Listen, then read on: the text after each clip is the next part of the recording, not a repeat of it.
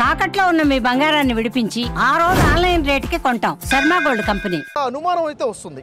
జరిగినట్టు సిచ్యువేషన్ మనం స్టడీ చేస్తే, ఉన్న సీసీ కెమెరా ఫుటేజ్ మనం స్టడీ చేసినప్పుడు ఎక్కడో ఒక అనుమానం ఉంది. ఏంటి వెనక ఏమైనా జరిగి ఉందా అని చెప్పేసి.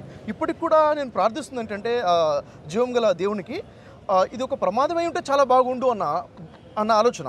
ఒకవేళ కనుక దీని వెనక ఏదైనా కుట్రపూరితమైనటువంటి ఏదైనా జరిగి ఉంటే మాత్రము ఖచ్చితంగా కఠినంగా దీని మీద చర్య తీసుకోవాలి. ప్రభుత్వము ఇప్పుడు ఇంతమంది ఇక్కడ హాజరై ఉన్నారు.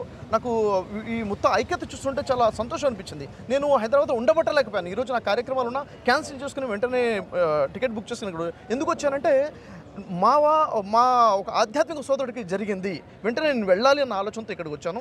ఇక్కడ నా వచ్చే ఉద్దేశం కూడా ఏంటంటే నేను పూర్తిగా కూడా ఇక్కడ నేను కోరుకుంటుంది న్యాయం జరగాలి, వాస్తవాలు పరిశీలన జరగాలి. ఇక్కడ ఏ ఒక్కరి హస్తం ఉన్నా కానీ వీరు వారిని చూడకుండా కఠినంగా శిక్షించాలి. ఇలాంటి దుర్ఘటనలు జరగకుండా చేయాలి. ఎందుకంటే దేశవ్యాప్తంగా మనం చూస్తున్నాం అక్కడక్కడ ఈ మత విద్వేషాల పేరుతో వారితో అనేక సంఘటనలు జరుగుతున్నాయి. ఇది చాలా దురదృష్టకరమైన విషయము. మన భారతదేశం ఆధ్యాత్మిక దేశం కదా. ఇలాంటి దేశంలో భిన్నత్వంలో ఐక్యత కలిగి ఉండి ప్రపంచాన్ని చాటి చెప్తున్న ఈ దేశంలో ఇలాంటి మత విద్వేషాలు పెరిగిపోవడము చాలా బాధాకరమైన విషయము. ఇప్పుడు కూడా నేను చెప్తున్న విషయం ఏంటంటే ఈ మతాల మధ్య చిచ్చు పెట్టేవారు రాజకీయ కోణమే ఉంటుంది. ప్రజలు మంచివాళ్ళు ఎప్పుడు కూడాను ప్రజలు మంచివాళ్ళు ఉంటారు. ఏదో 1% ఉండొచ్చు వారు ఏ మతంలో ఉన్నా కానీ మత విద్వేషాలు చేసేవారు, మత కుట్రలు చేసేవారు, విచ్ఛిన్నం చేసేవారు ఏదో 1% అంతకన్నా తక్కువ ఉండొచ్చు. కానీ సామాన్య ప్రజలందరూ కూడా ఐక్యతతో మనకి కలిసి ఉంటాము. ఈ విషయంలో మాత్రం న్యాయం జరగాలి. ఇప్పుడు పెద్దలు ఉన్నారు, నాయకులు ఉన్నారు, చాలామంది ఇక్కడ దైవజనులు వచ్చున్నారు, పాస్టర్స్ ఉన్నారు, సంఘ కాపరులు చాలామంది వచ్చున్నారు. అందరూ కోరుకుంటుంది ఒకటే ఏంటంటే న్యాయం జరగాలి, సరైన పరిశీలన జరగాలి. మరి ఈ విషయంలో సోషల్ మీడియాలో చాలా డిబేట్స్ జరుగుతున్నాయి. గతంలో మన కొంత హిందూ సోదరులతో అయినా కానీ ముస్లిం సోదరులతో కానీ చర్చలు జరుగుతున్నాయి.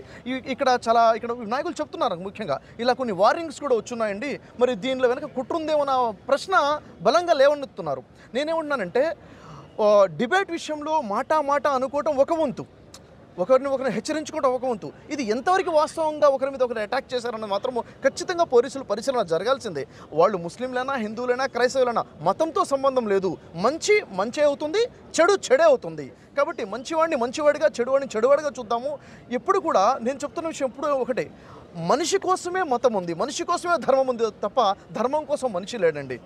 మానవుడిని మానవత్వం కోసమే ధర్మం ఉంది. ఇప్పుడు నిన్ను వల్ల నీ పొరుగుని ప్రేమించు అన్నప్పుడు నీవు పొరుగు క్రైస్తవుడని చెప్పట్లేదు. మనకి పొరుగు ప్రతి ఒక్కరిని ప్రేమించడం ధర్మం నేర్పిస్తుంది. సర్వజనం సుఖినోభవంతో చెప్పినా కానీ మానవ సొంత అలాంటి వాళ్ళని వేరి పారాల్సిన అవసరం ఉంది. ప్రభుత్వం కఠినంగా శిక్షించాలి. ఎందుకంటే ఈరోజు మనం సమాజంలో చూస్తున్నాము కొంతమంది వేరే వాళ్ళని కించపరిచే విధంగా, విమర్శించే విధంగా మాట్లాడే వాళ్ళని చూస్తున్నాము. వీటిని ఇలాగే సహించుకుంటూ పోతే ఏమవుతుంటే ఒక పిల్లిని బంధించి దాన్ని హింసించే పిల్లి కూడా తిరగబడుతుంది అంటారు.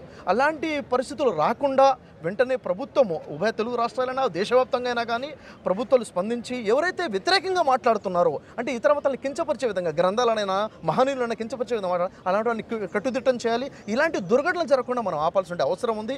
కాబట్టి ఇక్కడ ఉన్నటువంటి ప్రతి ఒక్క సోదరుతో కూడా ఇంత సహనంగా మన క్రైస్తవ సోదరులో ఉన్నటువంటి ఈ సహనాన్ని చూస్తే నాకు చాలా ఆశ్చర్యం అనిపిస్తుంది. ఇంత సహనంగా ఇంత పెద్ద దుర్ఘటన జరిగిన తర్వాత కూడాను వీళ్ళందరూ కూడా ఒక మాట మీద నిలబడి ఉండి, లేదు మేము వెయిట్ చేస్తాము, పోస్ట్మార్టం రిపోర్ట్ వచ్చిన తర్వాత, పరిశీలన జరిగిన తర్వాత ఇది ప్రమాదం అని చెప్తే మాత్రము ఇది దైవచిత్త ప్రకారంగా జరిగింది, అలా కాకుండా ఏదైనా జరిగిందంటే అప్పుడు మాత్రం మేము ఊరికిన వాళ్ళం కాదని ఇప్పటికి ఇంత సహనంగా ఉండాలంటే నేను హ్యాట్సప్ చేస్తున్నాను సార్. ఇంత సహనం ఇది కావాలి. ఎందుకంటే పబ్లిక్ ఎప్పుడైతే కంట్రోల్లో ఉన్నారో అప్పుడే, లేకపోతే పోలీసులు కూడా ఏం చేయలేరు పబ్లిక్ కంట్రోల్ తెప్పారంటే.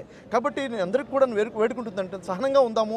ఒకవేళ దీంట్లో ఏదైనా ఉంది అంటే పూర్తి న్యాయం జరిగే వరకు నేను కూడా మీతో పాటు నిలబడున్నాను నేను చెప్తున్నాను. పూర్తి న్యాయం జరిగి నేను నిలబడున్నాను. అందుకోసం నేను